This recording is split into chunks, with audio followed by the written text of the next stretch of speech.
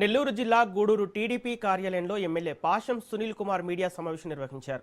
ఈ సందర్భంగా ఆయన మాట్లాడుతూ సముద్ర తీర ప్రాంతాల్లో గస్తీ కోసం రాష్ట్ర ప్రభుత్వం అత్యాధునిక బోట్లను ఏర్పాటు చేస్తుందని తెలిపారు. దుగరాజపట్నంలో ఉన్న 3 బోట్లకు మరమ్మతులు అవసరమయ్యాయని, బోట్ల విషయంలో బీదా మస్తాన్ రావుపై అసత్య ఆరోపణలు చేస్తున్నారని విమర్శించారు. టీడీపీ ప్రభుత్వం మత్స్యకారులకు అండగా ఉంటుందని, గూడూరు నియోజకవర్గంలో సుమారు 4 కోట్ల రూపాయలు మత్స్యకారులకు అందజేశామని తెలిపారు. మత్స్యకారుల సమస్యలపై స్పందించే ఏకైక ప్రభుత్వం కూటమి ప్రభుత్వమని స్పష్టం చేశారు. అలాగే నరేంద్ర మోదీ, పవన్ కళ్యాణ్, నారా లోకేష్ ఆధ్వర్యంలో మత్స్యకారుల అభివృద్ధికి కృషి చేస్తున్నామన్నారు. టీడీపీకి పెరుగుతున్న ఆదరణను చూసి ప్రతిపక్షాలు బురద జల్లుతున్నాయని ఆరోపించారు.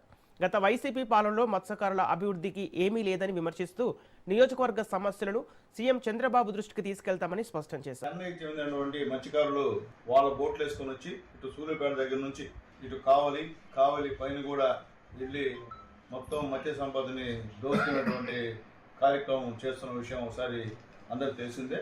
ఈ సందర్భంగా 7 బోట్లని మనోళ్ళు పట్టుకున్నారు.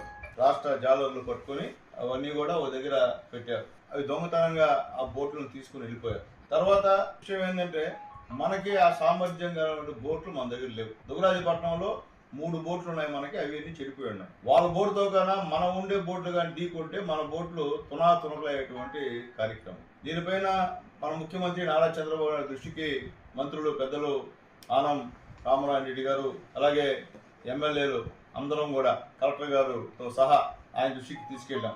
ఈ విధంగా ఉంది సార్, ఇక్కడ చాలా దారుణంగా ఉంది, మత్స్యకారులు ఇబ్బంది పడిపోతున్నారు, చెన్నై నుంచి పాండిచ్చేరి నుంచి ఈ విషయం చేస్తున్నారని చెప్పిన తర్వాత ఆయన పెద్దలు మా బీద రవిచంద్ర గారితో, మా ఎంపీ వేమిరెడ్డి ప్రభాకర్ రెడ్డి గారితో, రామనారాయణ గారితో, అలాగే మంత్రి పొంగులేరు నారాయణ గారితో మాట్లాడి ఖచ్చితంగా మనం కొత్త బోట్లు కొనిద్దాం అని హామీ ఇచ్చిన విషయాన్ని కూడా ఒకసారి మత్స్యకారులు తెలియజేస్తున్నారు.